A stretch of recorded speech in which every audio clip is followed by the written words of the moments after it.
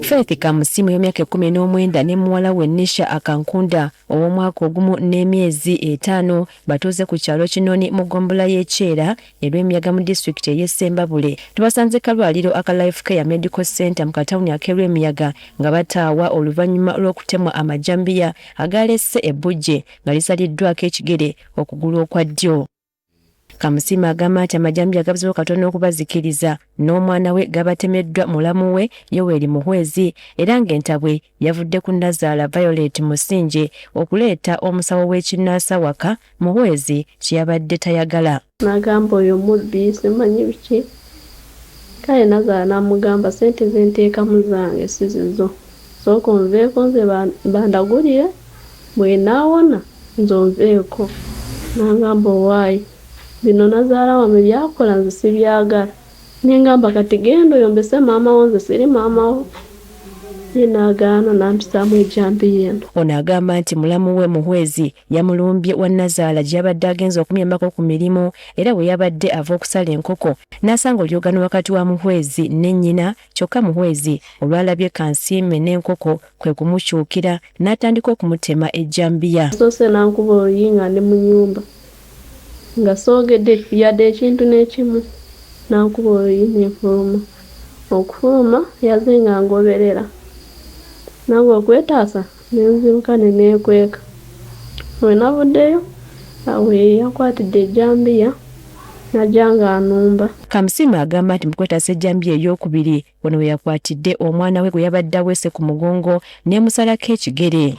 Oluddako n'ayagala ntemewane neneekyusa bwe nti nansindikiriza nabadde nsitudde ono mu mugongo neneekuba wansi. Bwe yagenza okutema wano n'atema omwana okugulu yalemale tewali kutambula wadde n'akamu. Agamba ekisinga okumuluma kwe kubanga omwana we gwe yazaala nga mulamu ate alimadde bw'atyo n'asaba bazira kisa okumudduukirira. Omwana wange namuzaala mulamu tekuli kitundu kye yali talina naye kakati bamulemaza obwereere tewali kye yakoze ate talina nsonga yonna. Kati nsaba baminisita bapulezidenti ba MP munyambe kubanga omwana wange bamutemye okugulu sirina bujjanjabi bwonna. Okusinziira ku Dr. Gilbert Mwebesa ali mu kujjanjaba abantu bano embeera mwe bali bakyetaagira ddala obujjanjabi.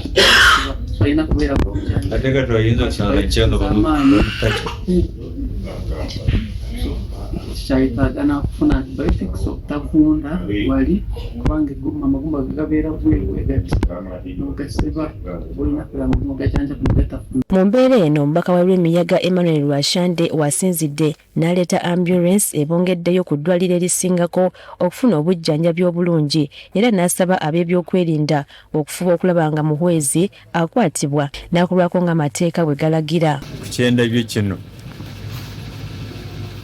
nti poliisi erina okukola kyonna kyesobola omusajja ono asibibwe ng'amateeka nga bwe bagalagira kubanga buno obusibwa ekintu bwe tuba nga tetukiraze mu bantu ate ne tukomawo n'omusango twandisabye ne bajja ne bagusalira eno gye yatemedde omwana ne tulaba nti amateeka gakoze. Ye Muhwezi ateeberezebwa okutema omwana n'amuputulako ekigere agamba byonna ebyabaddewo yabadde tabigenderedde.